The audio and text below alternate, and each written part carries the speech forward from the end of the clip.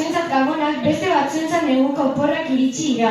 Eta Olentzero eta Mari Domingiren bizita jaso dugu goizean eskolan. Eta gure jaialdia ikustera etorri dira. Hemen ditugu gurekin Olentzero eta Mari Domingi. Agurtu dezagun txalo bero batekin.